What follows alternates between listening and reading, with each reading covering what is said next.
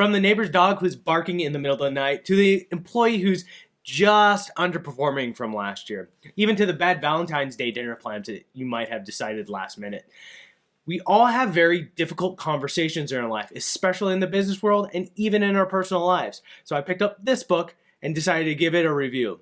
Now, Stone, Patton, and Heen have a bunch of different strategies for having these difficult conversations and some guidelines to take a look at making sure these conversations occur and occur in the best way possible. So let's take a look. Certainly, the book doesn't solve difficult conversations, making it so we'll never have one again. I will love that. Instead, they have 3 different ways that you can frame these so that you can get the most out of it. What happened? What are the feelings associated with that? And how does that impact that person's perceived identity? We're going to walk through those 3 topics in particular because I think that is the most valuable thing that I took away from this book. As we start with a difficult conversation, it's important to go in to find out what happened and treat this as a fact-finding mission, not assigning intentions. So if we had a bad Valentine's Day date, don't go in saying, hey, you chose that place to make me mad. Do not assume those kinds of intentions or assign those. Really treat this as a trying to figure out their perspective and where they're coming from.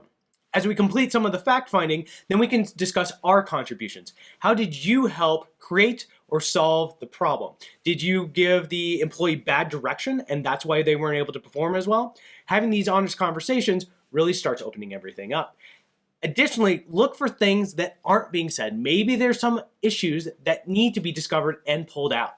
Although we'd like to have everything be extremely logical and to the point and just the facts, feelings are a big part of these conversations and a big factor in why these conversations are difficult anyway.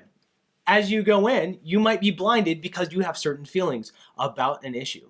And you need to be able to label those and say, hey, are these valid or invalid? Additionally, you need to find out what the other parties are feeling as well and help label some of those, because they could be clouding different judgments. If you go into that performance evaluation and that employee is afraid of losing their job, even if that's not even on the table, how effective do you think you will be at getting the right answers and the right responsibility with that employee? And then you have the difficult part of identity. So like feelings, what you might be about to say might impact how they view themselves. If our organization highly touts PowerPoint skills and you're going to critique me on my PowerPoint skills, that can cause me to see my identity of a valuable employee slowly slipping away. And if this sounds like it is hyperbole, it's because it is. People can go into a conversation, especially these difficult ones, and come away with the feelings and identity aspect completely clouding the small facts that they know. Now we understand some of the challenge of misunderstanding people's facts, feelings, and perception to how it impacts their identity. Roll that all together. What can we do about that?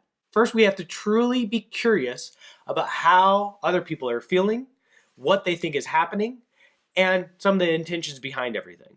As we seek to understand, we are able to kind of get through those 3 major pitfalls that happen in difficult conversations. There are a lot of different ways to do this, but the biggest one is asking open-ended questions.